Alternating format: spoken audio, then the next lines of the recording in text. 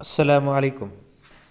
آج کی ہماری ویڈیو تمام گورنمنٹ امپلائیز کے لیے ایکسٹریملی امپورٹنٹ ہے، چاہے وہ فیڈرل گورنمنٹ کے امپلائیز ہیں یا پروونشل گورنمنٹ کے امپلائیز۔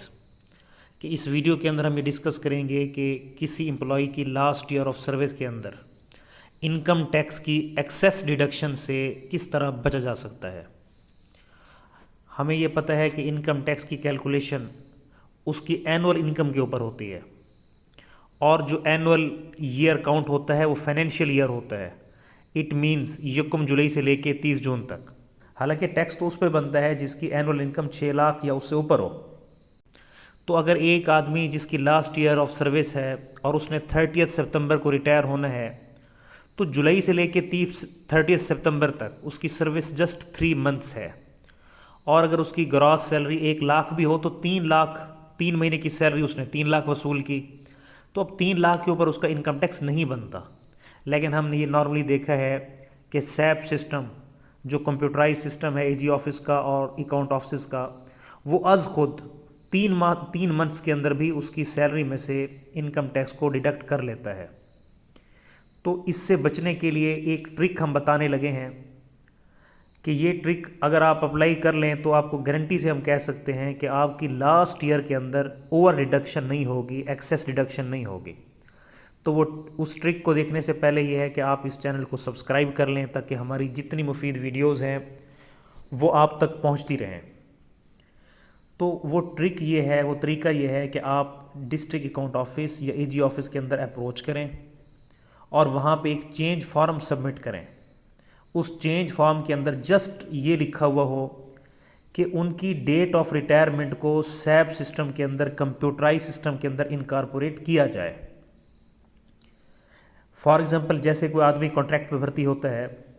تو جس دن کو وہ بھرتی ہوتا ہے تو اس کی سٹاپ کی انٹری بھی ہائرنگ کے ٹائم کمپیوٹر میں اپلائی کر دی جاتی ہے کہ 5 سال بعد اس کی تنخواہ آٹومیٹک بند ہو جائے گی۔ ایسے جب آپ کا لاسٹ ایئر ہو تو آپ اکاؤنٹ آفس کو جسٹ یہ انٹیمیشن دے دیں کہ ان کی ایک فیوچر انٹری سسٹم میں ڈال دی جائے، یعنی وہ سٹاپ انٹری فیوچر کی ڈیٹ میں ڈال دی جائے کہ اگر 30 ستمبر آپ کی ڈیٹ آف ریٹائرمنٹ ہے تو 30 ستمبر کو آپ کی تنخواہ از خود بند ہو جائے۔ تو جب یہ آپ انٹری سسٹم میں ڈال دیں گے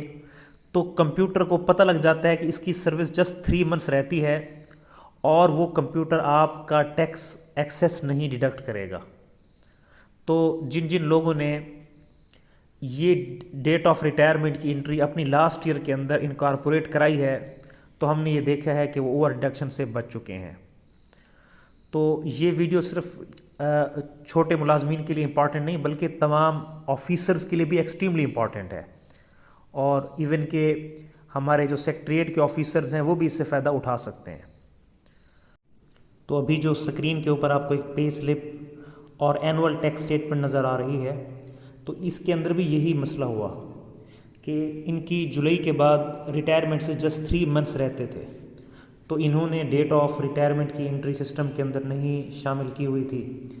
لہٰذا سسٹم کو نہیں پتہ تھا کہ انہوں نے جون تک تنخواہ لینی ہے یا ستمبر میں ریٹائر ہو جانا ہے۔ تو سسٹم نے جو ان کا جولائی کا ریٹ تھا